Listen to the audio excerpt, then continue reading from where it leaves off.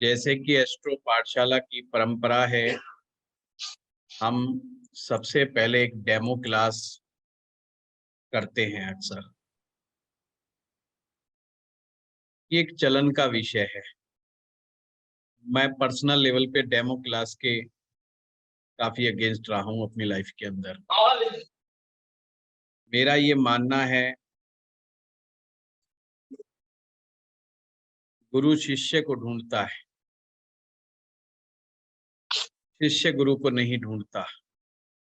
और माया का असर है कि शिष्य को प्रतीत होता है कि वो गुरु को ढूँढ रहा है, गुरु की परीक्षा ले रहा है और वो अपनी बुद्धि से समझने का प्रयास कर रहा है कि कौन सा व्यक्ति गुरु हो सकता है, कौन सा गुरु बनने लायक है।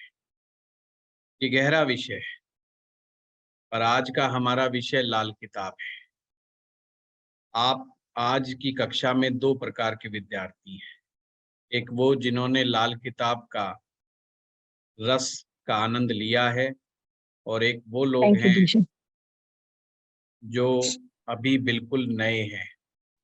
आज फर्स्ट टाइम लाल किताब के बारे में एस्ट्रो पाठशाला में सुनेंगे या समझेंगे। एस्ट्रो पाठशाला अपने यूनिक स्टाइल के लिए फेमस है। ज़्यादा लोगों के बीच में नहीं, पर जिन लोगों के बीच में भी जाती है, उनके दिल में एक जगह बना लेती है। ये एस्ट्रो पाठशाला की एक अचीवमेंट है। हमारे विद्यार्थी हम मानते हैं हमारे ही हैं, और वो हमारे ही होकर के रह जाते हैं। और इसी के लिए एस्ट्रो पाठशाला की सारी टीम कार्य करती है। उसके बैक एंड में बहुत कार्य होता रहता है हमेशा। और इसी कड़ी में कुछ महानुभावी हमारे जो विद्यार्थी गण हैं, वो शिक्षक पद को भी प्राप्त करें। और मैं और लोगों से भी उम्मीद करता हूं कि आने वाले समय में ऐसा ही होने का वाला है। कि मैं नए के लिए बता दूं, 18 वर्ष का अनुभव हो गया है प्रैक्टिस करते हुए, 15 वर्षों का अनुभव है पढ़ाते हुए। और इस बीच में हजारों ज्योतिषाचार्य, हजारों इंटरेस्टेड लोग ऐसे आए जिन्हें कि हमें जो सेवा कार्य प्राप्त हुआ उसको भली भांति करने का प्रयास किया। मेरे दिमाग में क्लास में आने से पहले ये बात निकल कर के आई कि भाई सबसे पहले जब हम जन्म पत्रिका को देखते हैं और जब हम लाल किताब को फॉलो करते हैं, तो क्या चीज चेक की जानी चाहिए। पिछले डेमो में, जब पिछली बार डेमो हुआ था, तो हमने कहा था बुध ग्रह बहुत इंपॉर्टेंट है, बुध ग्रह को देखा जाना चाहिए।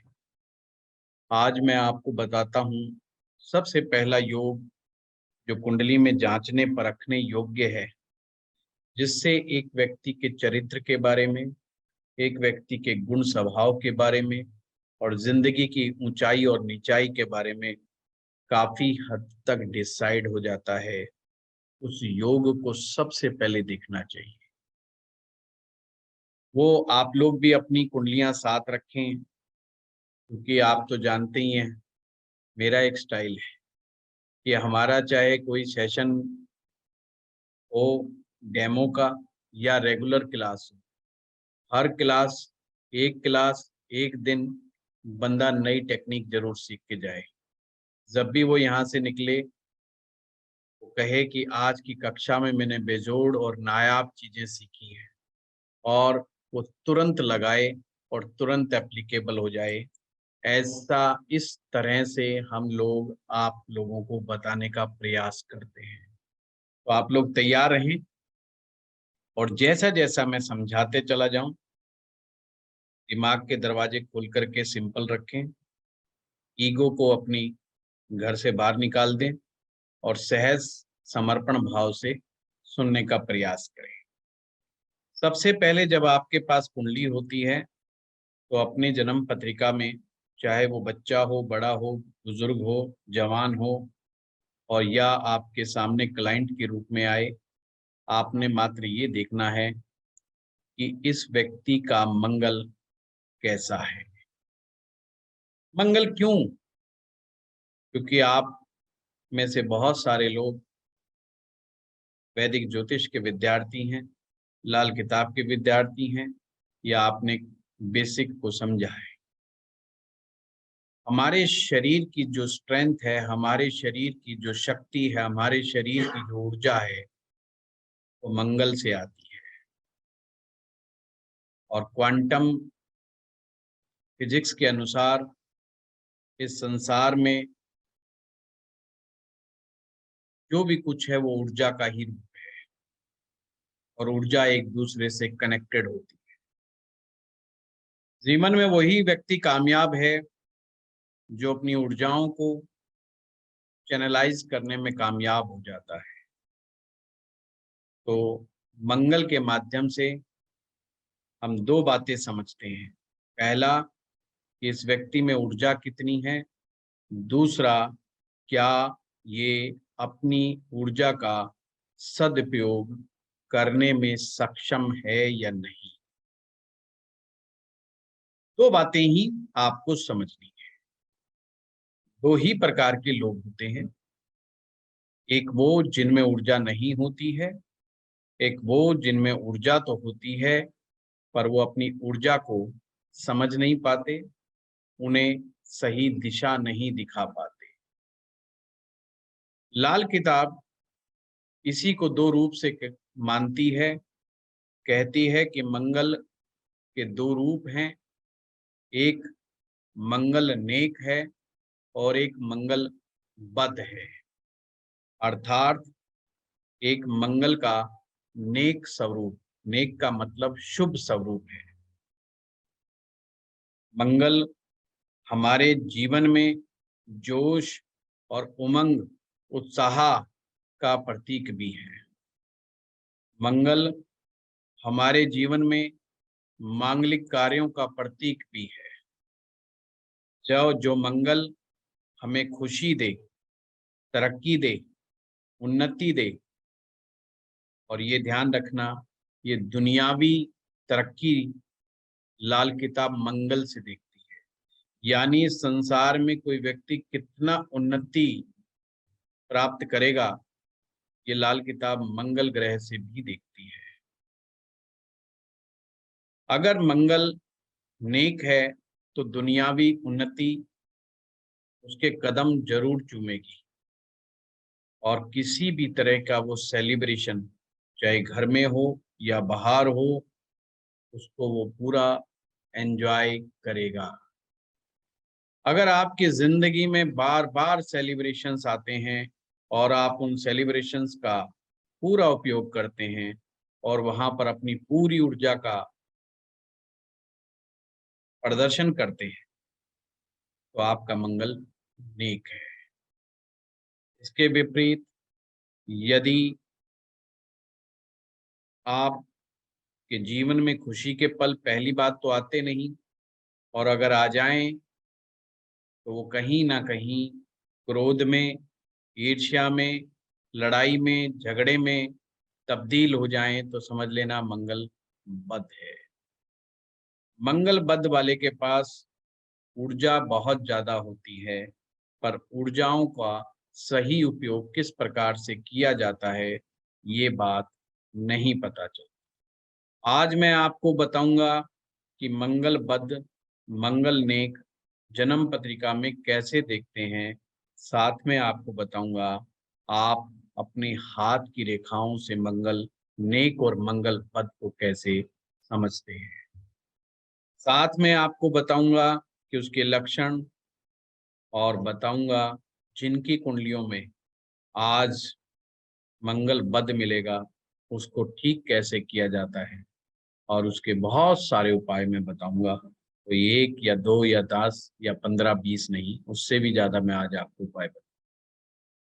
तो उन उपायों को आप नोट कीजिएगा, जिंदगी में काम बहुत आएंगे। और जब भी मंगल की बात आती है तो एक कंसेप्ट हमारे दिमाग में आता है, वो होता है मांगलिक दोष। मांगलिक दोष के विषय में भी लाल किताब क्या कहती है, इस बारे में भी आज हम बात करेंगे। वैदिक ज्योतिष में हम सभी ने पढ़ा, यदि मंगल 1, 4, 7, 8 और 12 भाव में हो तो हम मांगलिक मानते हैं। पर यहाँ पर प्रश्न उठता है, क्या प्रत्येक मांगलिक व्यक्ति की मैरिज लाइफ खराब होती है? क्या प्रत्येक मांगलिक व्यक्ति का जीवन अस्त व्यस्त होता है? तो प्रैक्टिकली देखते हैं तो ऐसा नहीं है। तो लाल किताब का क्या दृष्टिकोण है इस मांगलिक दोष के बारे में? सबसे पहले तो हम इसी को समझने का प्रयास करते हैं और बीच बीच में हम मंगल बद वाले लोगों के बारे में भी वो चर्चा करते रहेंगे कि क्या क्या लक्षण आपको देखने को मिलेंगे। मांगलिक दोष आपने पकड़ लिया 1, 4, 7, 8 और 12। लाल किताब कहती है, जब तक मांगलिक दोष नेगेटिव परिणाम नहीं देगा या मैरिज लाइफ को डिस्टर्ब नहीं करेगा या आफ्टर द मैरिज हेल्थ की नेगेटिव सिचुएशन नहीं करेगा, जब तक कि मंगल बद ना हो जाए, अर्थात मंगल बद हो, मांगलिक दोष भी हो, तो ही लाल किताब कहती है कि व्यक्ति का मैरिज डिस्टर्ब होने के चांस मंगल ग्रह के कारण, ये ध्यान रखना, मंगल ग्रह के कारण उसको माना जाएगा।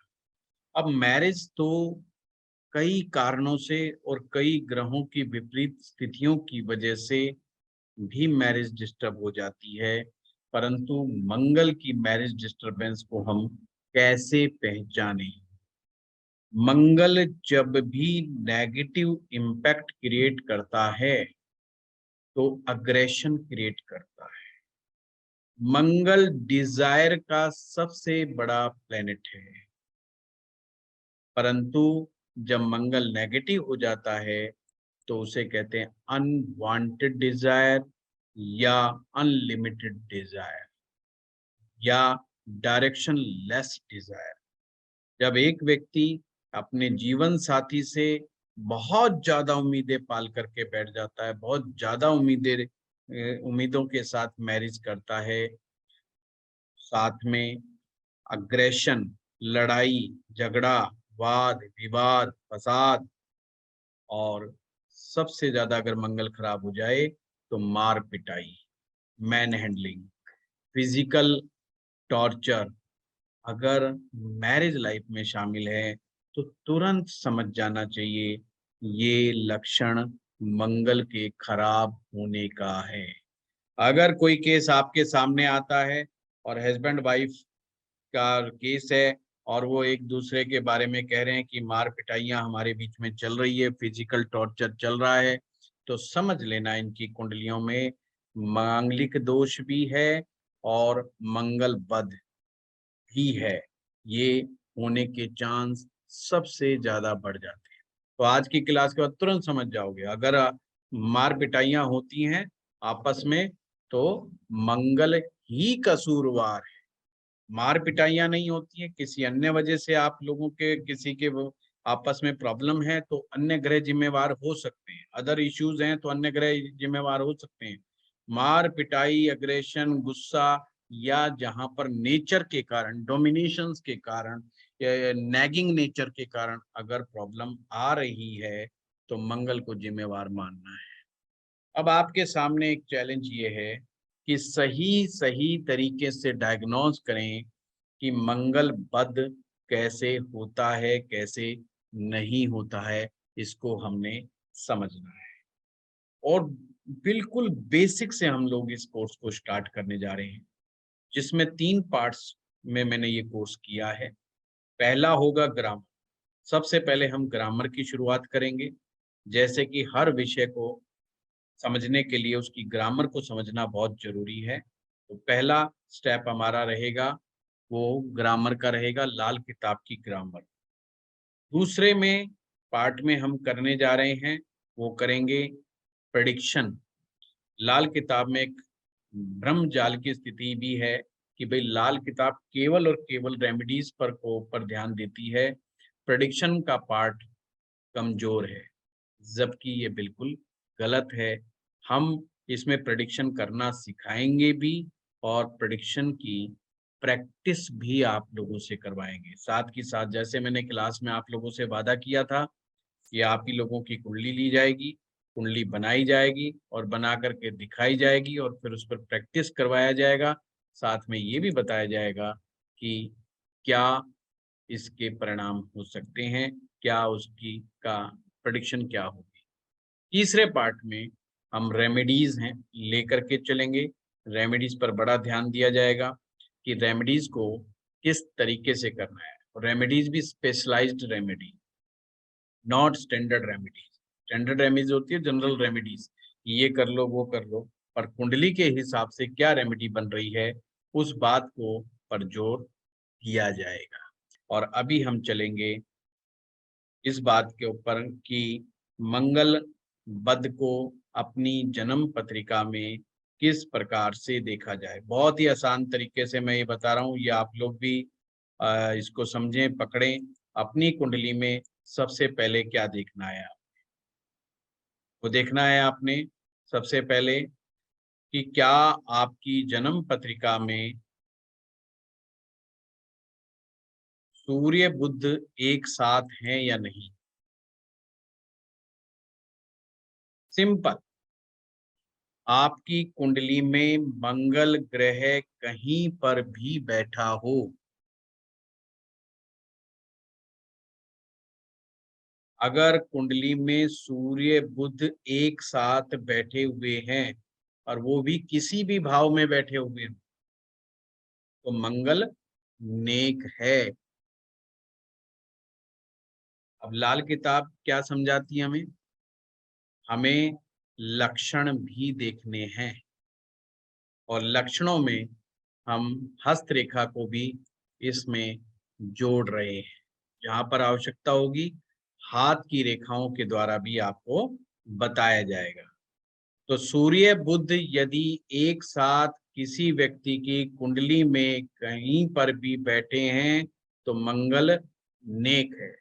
अब कितना नेक है, जितना मंगल नेक होगा उतना ही व्यक्ति जीवन में राइज करेगा, उतना ही व्यक्ति बुद्धिमानी के द्वारा जीवन में धन अर्जित करेगा।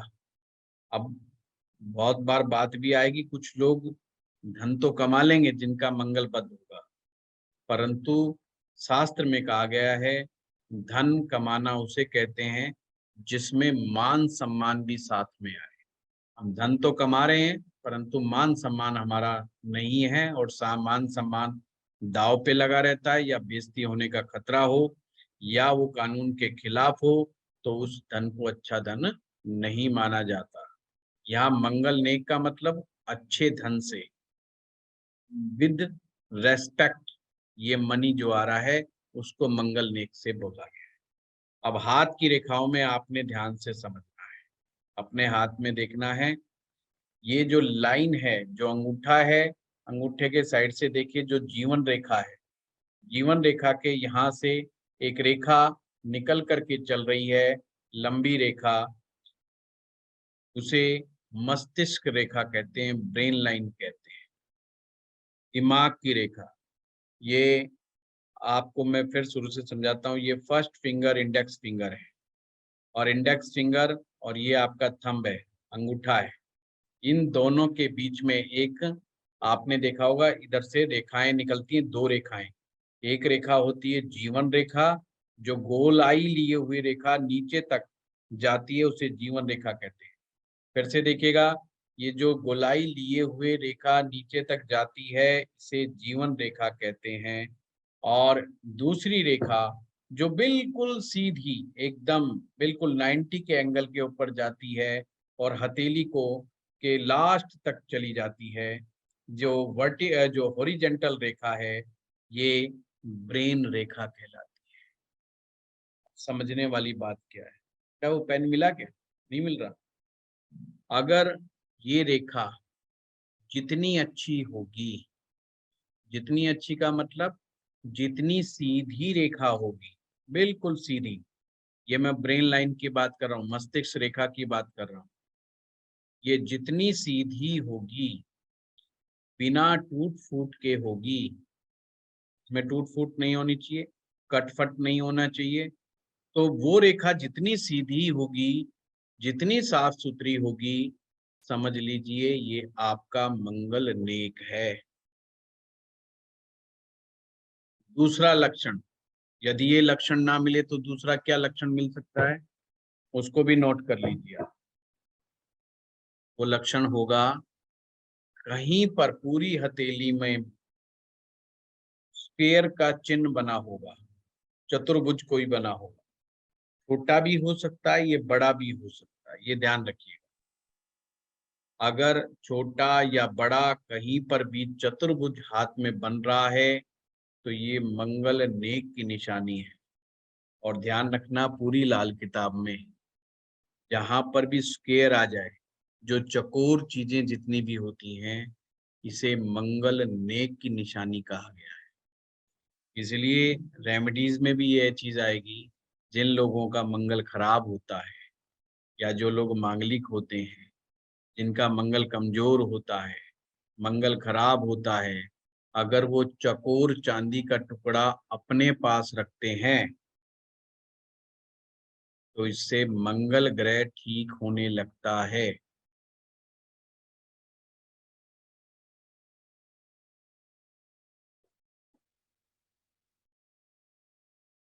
जो स्क्वायर शेप है वो मंगल नेक की निशानी है। तो मैंने दो लक्षण बताए, या तो हाथ में चतुर्भुज बना होगा या आपकी दिमाग की रेखा, मस्तिष्क रेखा बिल्कुल सीधी होगी, तो आप समझ जाना।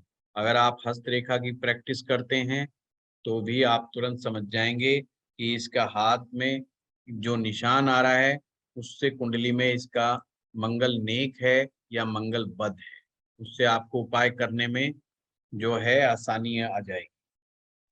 और वो स्क्वायर में से अगर मस्तिष्क रेखा जा रही है तो भी वो स्क्वायर माना जाएगा? क्या करें? अगर स्क्वायर बन रहा है और उसके बीच से मस्तिष्क रेखा जा रही है तो भी वो वो काउंट मुझे होगा? देखना पड़ेगा कविता जी, जब हम क्लास में मिलेंगे ना तो उसमें हम डिटेल करेंगे इसकी। तो अभी तो सिर्फ आप सूत्र नोट कर लो कि किस तरीके से ये मंगल नेक है। मैंने, आप लोगों में से बहुत सारे लोग यहाँ पर हैं आज जिन्हें मालूम है कि मैंने पामिस्ट्री का कोर्स करवाया था, और बिल्कुल चिंता मत कीजिए, मेरी लाइफ की शुरुआत ज्योतिष में जो हुई वो पामिस्ट्री से हुई, और ये मेरा बहुत ही पैशनेट सब्जेक्ट है पामिस्ट्री। तो उसके विषय में हम डिटेल में चर्चा करेंगे, और एक छोड़ो दो दो सूत्र बताऊंगा आप। पर अभी हम इस जिस पॉइंट के ऊपर फोकस करना चाहते हैं उस पर हम कर लेते हैं।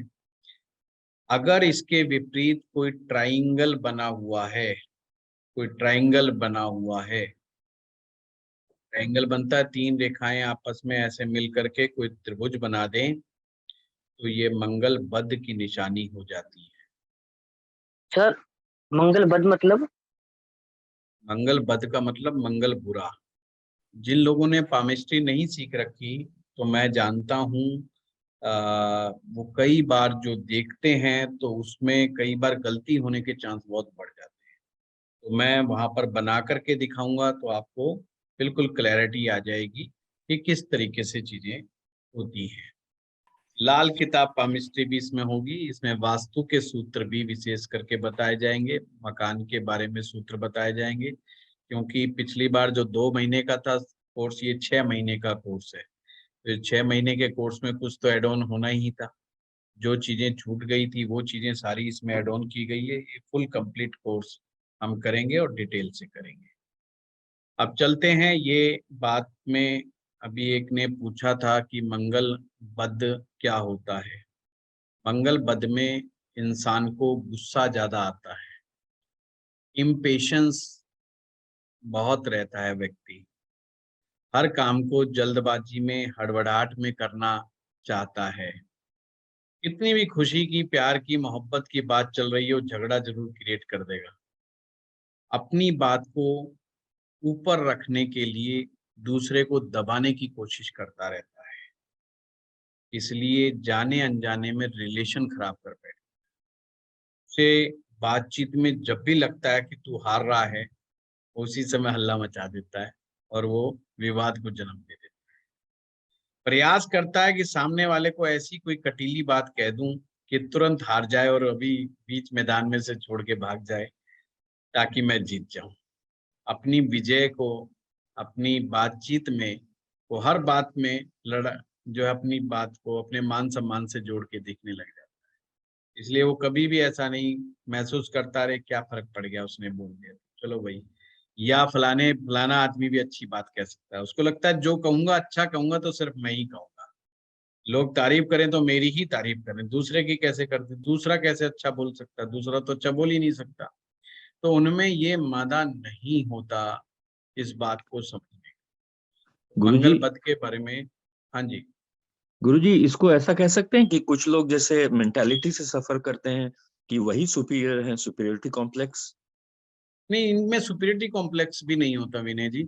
सुपीरियरिटी कॉम्प्लेक्स तो एक स्टेट ऑफ ब्रेन है, बट इनमें क्या होता है कि ये जब परेशान होते हैं ना और अकेले होते हैं, तो ये कमजोर बहुत होते हैं दरअसल अंदर से। मंगल बद वाले लोग अंदर से बहुत कमजोर होते हैं, बहुत जल्दी टूट जाते हैं अंदर से, बहुत जल्दी बिखर जाते हैं। इनमें वो साहस और शक्ति टाइप नहीं होता कि भाई मैं आई एम सुपीरियर। ये सिर्फ दिखावे के लिए अपने आप को सुपीरियर दिखाने की कोशिश करते हैं।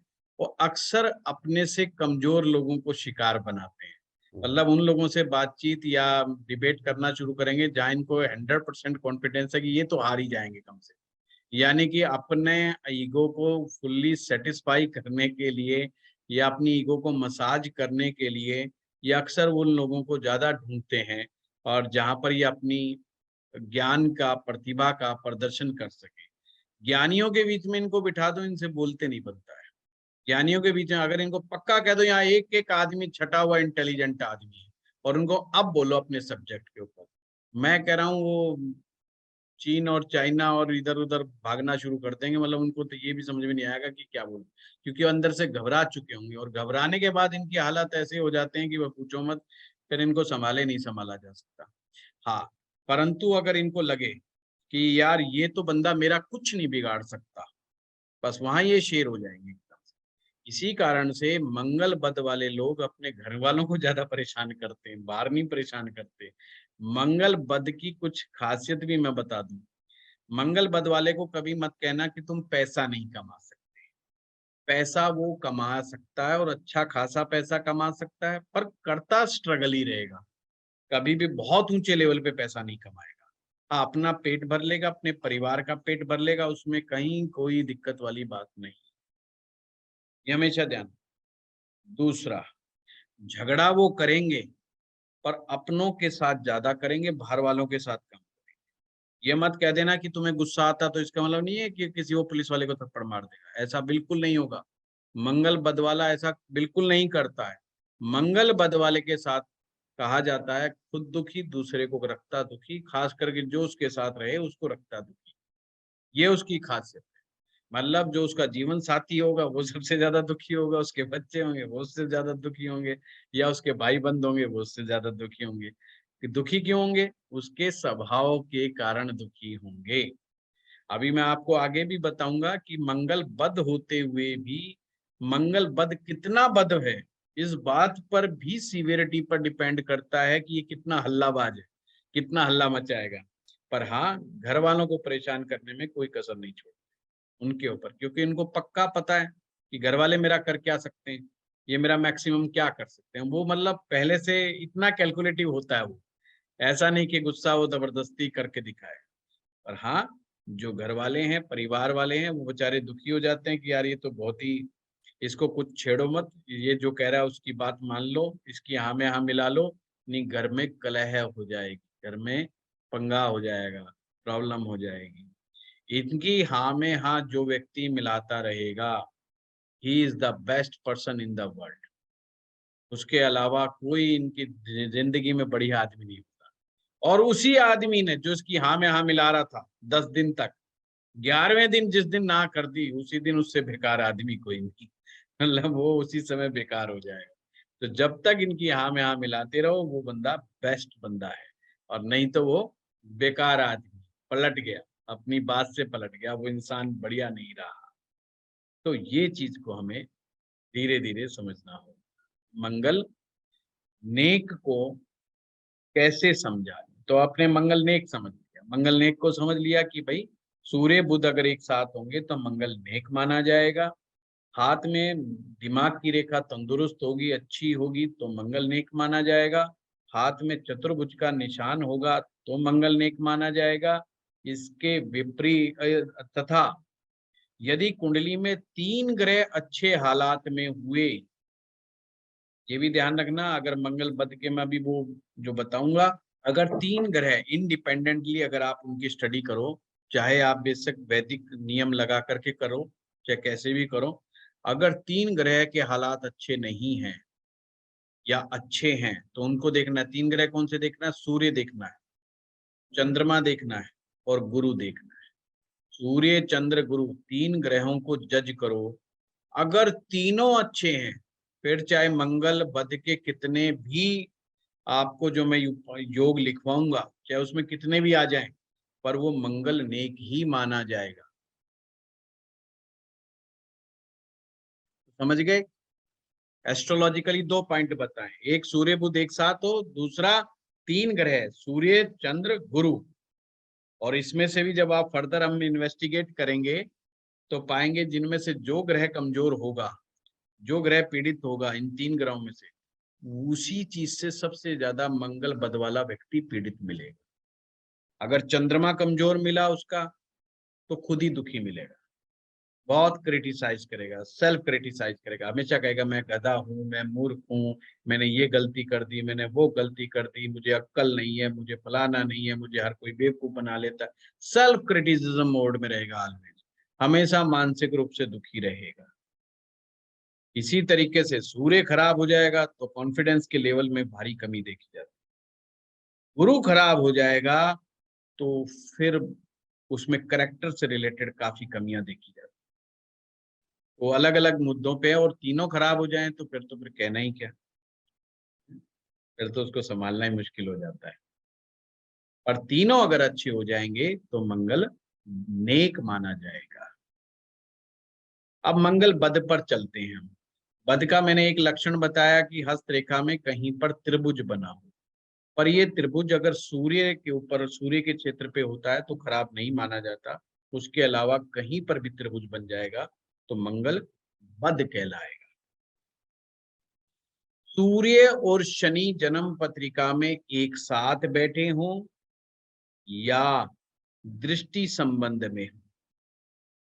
अब यहां ये ध्यान रखना, जब मैं दृष्टि संबंध की बात करूं तो लाल किताब की दृष्टि विशेष रूप से देखनी है। जैसे कि सूर्य फर्स्ट हाउस में बैठा है और शनि बैठ जाए 7वें में, तो आप लोगों ने जिन्होंने पढ़ा है कि हर ग्रह अपने से 7वें को देखता है, तो लाल किताब के अनुसार भी फर्स्ट हाउस में जो ग्रह बैठेगा वो अपने से 7वें को 100% दृष्टि से देखता है। तो सूर्य अगर फर्स्ट हाउस में बैठा है तो शनि 7वें में बैठा है, तो उसको 100% दृष्टि से देख रहा है। तो ये सूर्य शनि का दृष्टि संबंध बन गया कि नहीं बन गया? तो ये भी मंगल को बद कर देगा, ये मंगल बद की निशानी हो जाएगी। इसी प्रकार से आपको समझना है कि बुध और केतु एक साथ बैठ जाएं, बुध और केतु एक साथ बैठ जाएं। पहला लिखा आपने सूर्य शनि एक साथ हो या सूर्य शनि दृष्टि संबंध में हो तो मंगल बद हो जाएगा। इसी प्रकार से बुध और केतु यदि एक साथ बैठ जाएं तो भी मंगल बद हो जाएगा। अब मैं इसको आसान तरीका बता दूं आपको समझाने का कि मंगल बद देखने का एक और आसान तरीका ये है कि मंगल के 2 दुश्मन हैं, बुध और केतु। दुश्मन तो नहीं क्या है, ये समझ लेना चाहिए कि ये 2 ग्रहों के ऊपर डिपेंड करता है मंगल ग्रह, बुध और केतु। अब लाल किताब के अनुसार पहला भाव और 8वां भाव ये मंगल का है, क्योंकि मेष राशि पहले भाव की है, वृश्चिक राशि 8वें भाव की है, तो इसका मालिक बन जाएगा मंगल ग्रह। और तीसरा भाव जो होता है, वैसे तो ये बुध का है, पर मंगल का पक्का घर कहा गया है लाल किताब में। तो पहले भाव में केतु आ जाए, 8वें भाव में केतु आ जाए, तीसरे भाव में केतु आ जाए, यानी मंगल के घर में केतु आ जाए, यानी कि पहले भाव में केतु आ जाए, तीसरे भाव में केतु आ जाए, या 8वें घर में केतु आ जाए, तो मंगल बद्ध हो जाएगा। इसी प्रकार से बुध ग्रह पहले भाव में, तीसरे भाव में और 8वें भाव में यदि बुध आ जाए तो भी मंगल बद्ध हो जाएगा। कुंडली में मंगल और केतु एक साथ बैठ जाएं तो भी मंगल बद्ध हो जाता है। राहु 5वें में या 9वें में बैठ जाए तो मंगल बद्ध हो जाता है, और मंगल बद्ध वाला किसी की सुनता नहीं है, अपनी अपनी ही सुनाना पसंद करता है। तो मेरा ये मानना है कि मंगल बद्ध लाइफ में स्वभाव पर, यानी कि नेचर पर, पर्सनैलिटी में एरर पैदा करता है। शुक्र यदि 9वें भाव में हो तो भी मंगल बद्ध है। सूर्य यदि 6ठे भाव में, 7वें भाव में, 10वें भाव में और 12वें भाव में यदि हो तो भी मंगल बद्ध हो जाता है। बृहस्पति 7म भाव में, अभी ध्यान रखना बृहस्पति 7म का मैंने बड़ा बताया भी था अपनी क्लास में, और इसका अध्ययन विशेष रूप से करना चाहिए। जिनका बृहस्पति 7म भाव में बैठ जाता है वो मैरिज लाइफ में बड़ी प्रॉब्लम क्रिएट होती है, और उनको अपने घर में मंदिर भी नहीं बना करके रखना चाहिए। जो 7म भाव में अगर बृहस्पति मंदिर बना करके रखते हैं तो उनके साथ भी दिक्कतें ज्यादा पैदा हो जाती है। जितनी घर में बैठ के पाठ पूजा करते हैं उतना हल्ला मचाते हैं वो लोग, तो ये मंगल बद्ध भी कर देता है। इसी प्रकार से चंद्रमा 12वें भाव में, ये मंगल बद्ध करने के कुछ योग हैं। अब ये मंगल बद्ध मैंने बताया कि भाई ये उपद्रव मचा देते हैं, हल्ला मचा देते हैं, लड़ाई झगड़ा कर लेते हैं, विवाद कर लेते हैं, अपनी बात को ऊपर रखते हैं, अपनी बात मनवाने के लिए किसी भी हद तक गुजरने को तैयार होते हैं, अपनी ईगो को मसाज करने लगते हैं। पर यदि चंद्रमा, ये ध्यान से समझना, चंद्रमा की मदद मंगल को मिल जाए तो थोड़े शांत हो जाते हैं, मतलब फिर समझदार से लगते हैं। पर ऐसा नहीं कि शांत वैसे हो जाते हैं, अपने आप में तो अशांत रहते हैं, घर वाले तो इनसे थोड़े परेशान रहते हैं, फिर भी बियरेबल हो जाते हैं, मतलब सहन करने योग्य हो जाते हैं। वो कैसे देखेंगे आप कि चंद्रमा यदि पहले भाव में बैठा हो, दूसरे में हो, तीसरे में हो, चौथे में हो, इनको नोट कर लो। चंद्रमा यदि 1, 2, 3, 4, 8 और 9 इन भावों में बैठा हो तो ये काफी हद तक उन्हें शांत कर देता है। शांत का मतलब बिल्कुल नॉर्मल वाली बात तो नहीं आएगी, पर हाँ एज कंपेयर टू अदर्स, कि जैसे कि फिर ये तोड़ फोड़ नहीं करेंगे, घर में कोई चीज तोड़ फोड़ बिल्कुल नहीं करेंगे, सर क्वेश्चन पूछो। मार पिटाई नहीं करेंगे, सर मैन मंगल हैंडलिंग नहीं करेंगे। मंगल का कोई बैड प्लेसमेंट नहीं है अपना? अपना चौथा और मंगल का 8वां, चौथा और 8वां, 4th and 8th जहाँ नीच हो जाता है। चौथे में नीच का हो जाता है। अष्टम का मंगल अच्छा तो नहीं होता, ना वैदिक के अनुसार होता ना लाल किताब के अनुसार होता, जी जी ये ध्यान रखना। सर वो स्वराशि का हो तो, चाहे वो शुभ राशि का, अपनी ही राशि का क्यों ना, अपनी चाहे वो हाँ, वृश्चिक राशि का ही क्यों ना वृश्चिक, बैठे। यस सिर्फ मंगल दोष में थोड़ी कमी ले आते, मांगलिक दोष में थोड़ी कमी आ जाती है स्वग्रही होने से या उच्च के होने से, बाकी प्लेसमेंट को अच्छा नहीं कहा जा सकता। बुध मंगल की युति में बद नहीं होता। बुध मंगल की युति, मैं दोबारा से बोल देता हूँ, मंगल और बुध की युति, मंगल और बुध की युति खराब नहीं होती है, क्योंकि लाल किताब के अनुसार बुध जो है अकल है आपकी, दिमाग है आपका, और मंगल जो है वो आपकी ऊर्जा है। जब आप अपनी ऊर्जा को अकल के साथ इस्तेमाल करेंगे तो वो आपको फायदा पहुंचाएगी। अब यहाँ पर एक चीज ध्यान रखना, मंगल बुध आपस में शत्रु हैं, पर साथ जब साथ बैठ जाएंगे तो शत्रुवत व्यवहार नहीं करेंगे। वैसे अलग अलग होंगे तो एक दूसरे के दुश्मन है, पर साथ बैठने पर नेगेटिव रिजल्ट नहीं देंगे। अब हम बात करेंगे, अब जिन भी लोगों की कुंडलियों में मंगल बद आया है तो घबराएं नहीं। जो मैं उपाय बताऊं उपायों को करना है, और कारक बताने की लगता नहीं मुझे जरूरत है, जब हम क्लास में होंगे जब बताएंगे वो आप सभी जानते हैं मेरे को जहां तक लगता है। मंगल जो है, फिर भी हल्का जल्दी से मैं बता दूं, भाई जो होता है वो मंगल है, जमीन, खून और शक्ति, बहादुरी, आग, आपका फौज, मतलब लड़ने की शक्ति जिसमें वो पुरुष शक्ति, आपके मित्र आपके मंगल हैं, महावत, और जानवरों में बंदर, शेर, भेड़िया, सुअर, चमगादड़, ये सभी जो है मंगल से रिलेटेड होते हैं लाल किताब के अनुसार। डॉक्टर मंगल की देन है, प्रॉपर्टी डीलर, रियल एस्टेट का काम, स्पोर्ट्स, खिलाड़ियों के लिए मंगल अच्छा होना बहुत निहायत जरूरी है। इंजीनियरिंग, लोन का काम, कर्जे का काम, इलेक्ट्रिकल पार्ट्स,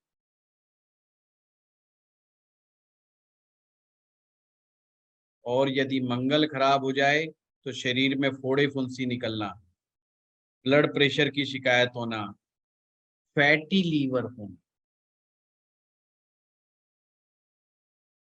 वैदिक में हम फैटी लीवर को जुपिटर से देखते हैं, लाल किताब में फैटी लीवर को मंगल से देखते हैं। तो ये कारक हैं मंगल के, इनको आप नोट कर लें। अब जिन लोगों की कुंडलियों में मंगल ग्रह बद है उन्हें उपाय लिखना है। उपाय क्या करना चाहिए? सबसे पहले तो उन्हें मंगल नेक करने का उपाय करना चाहिए। मंगल नेक करने का उपाय क्या है कि आपको बनावटी रूप से, बनावटी सिंबॉलिक रूप से आपको सूर्य और बुध को एक साथ जोड़ देना है। अब सूर्य बुध कुंडली में तो जुड़े हुए नहीं है, अगर कुंडली में जुड़े होते तो मंगल वैसे ही बद नहीं होता।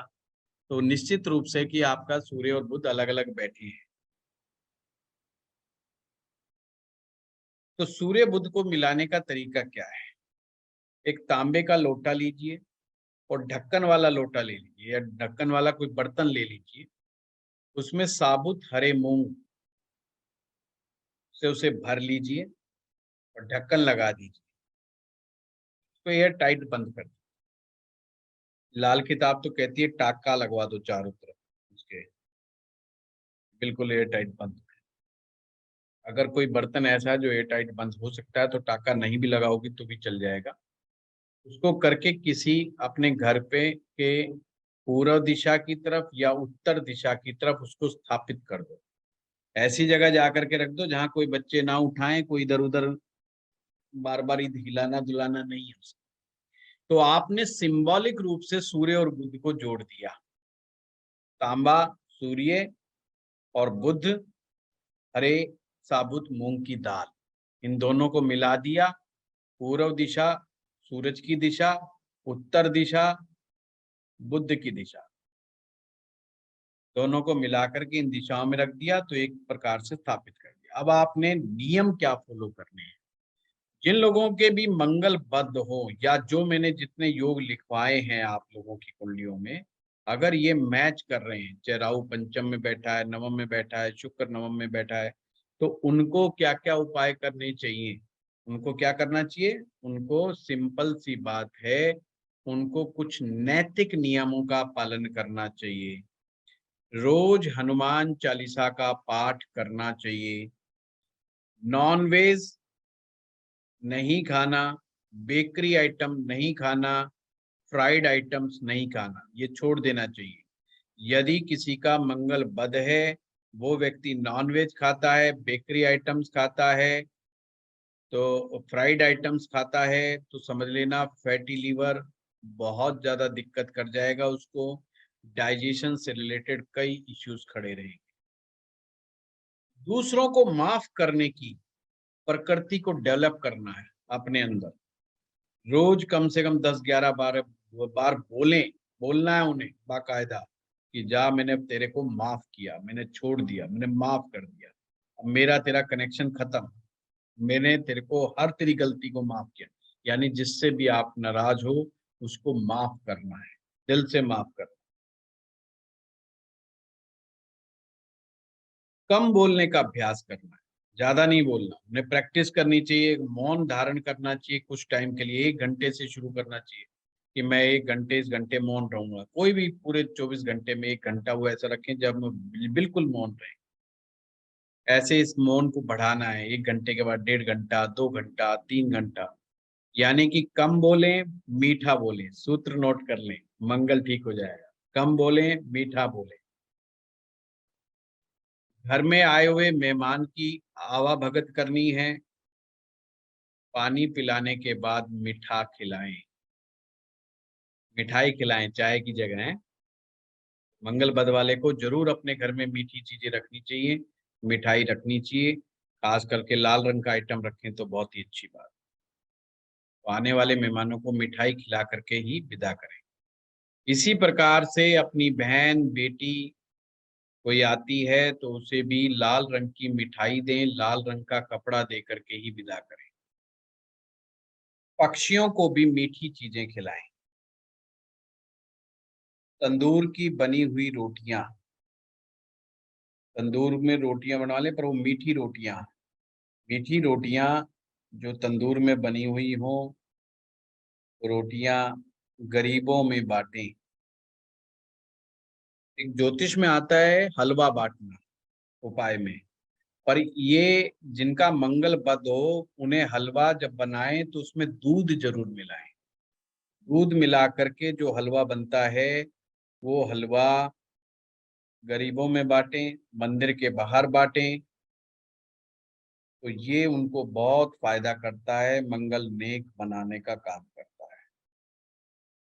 चांदी की डिब्बी में गंगा जल भर करके रखें। सर चांदी के डिब्बे में शहद भी तो बताया था आपने भर के रखने को मंदिर में, हाँ जी, तो वो ज्यादा बेटर है या गंगा जल भर के रखना? जो आपसे बन पड़े, इसीलिए इतने सारे ऑप्शन बताए गए। हाथी दांत को अपने घर पे रखना या अपने पास रखना, पर हाथी दांत रखते समय कुंडली दिखाना जरूर कि कुछ जगहों पर हाथी दांत रखना अशुभ माना जाएगा। साउथ डायरेक्शन के घर में ना रहें। भाइयों से झगड़ा ना करें, मित्रों से झगड़ा ना करें, भाइयों के साथ अनबन ना करें। हमेशा दांत साफ रखें।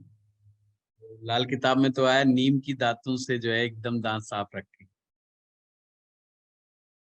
कि बुद्ध का प्रतीक है दांत, नहीं तो बुद्ध खराब हो जाएगा। गुड़ की रेवड़ियों को जल प्रवाह करें, और ये जल प्रवाह 43 दिन तक करना होता है। अगर मंगल ज्यादा खराब हो जाए तो समय समय पर रुद्राभिषेक करवाते रहे। अगर रुद्राभिषेक ना करा सकें तो स्वयं अपने हाथ से जलाभिषेक करें। ज्योतिर्लिंग पर, इस शिवलिंग पर जो है जल धारा अर्पित करते रहें। भगवान शिव को नमन करें, भगवान शिव की उपासना करें। अनंत मूल की जड़, अनंत मूल की जड़ धारण करें। किसी अच्छे ज्योतिषाचार्य से कुंडली दिखाने के बाद मूंगा रत्न भी धारण कर सकते हैं। कुछ लोगों का रुद्राक्ष में बहुत ज्यादा इंक्लिनेशन होता है, उनके लिए मंगल ग्रह के लिए 3 मुखी रुद्राक्ष बताया गया है। कितने उपाय हो गए गिने? जो आज कितना फायदा कर दिया है? 23 हो गए सर। 23 हो गए। और लिख लो फिर। मैंने तो 19 लिखे हैं। कोई बात नहीं, दोबारा सुनेंगे तो ज्यादा बेटर होगा और अच्छा समझ में आएगा। वट वृक्ष जो होता है, बड़ का पेड़ जो होता है, जिसे बरगद का पेड़ बोलते हैं, उसकी जड़ में मीठा दूध डाल दें और जो मिट्टी गीली हो जाए उसका तिलक माथे पे लगाएं और नाभि पर लगाएं हल्का सा। ये बहुत अच्छा उपाय है। Sir please repeat, sorry. बड़ का पेड़, जो बरगद का पेड़ होता है, उसकी जड़ में मीठा दूध डालना है और जो मिट्टी गीली हो जाती है फिर माथे पर उसी से तिलक लगाएं। ये सारी चीजें मंगल को नेक कर देगी, जितने भी उपाय मैं आप लोगों को बता रहा हूं।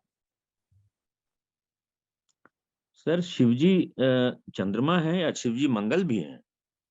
शिवजी ज्योतिर्लिंग की जो पूजा होती है वो एक प्रकार से मंगल को शांत करने की पूजा होती है।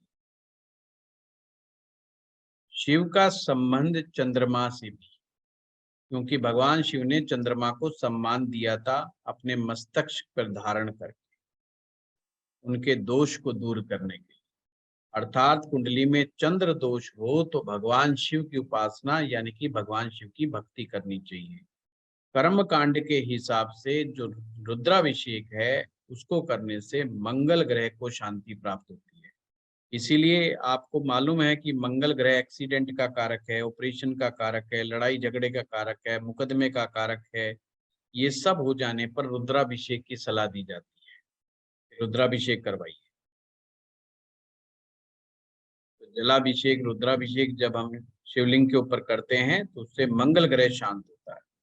कि मंगल ग्रह जब उग्र होते हैं तो बहुत डेंजरस हो जाते हैं, बहुत बड़ी चोट मारने में सक्षम होते हैं मंगल।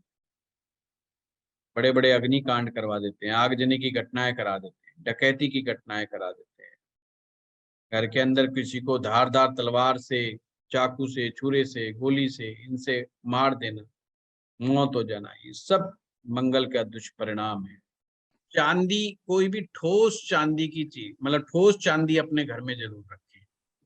है तो चांदी की ईंट बनवा लें, 100 ग्राम की, 200 ग्राम की, 250 ग्राम की, जैसी भी अपनी इच्छा शक्ति हो।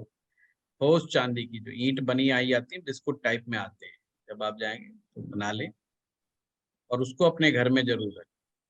ठीक है, ये कुछ उपाय थे, इन उपायों को करें।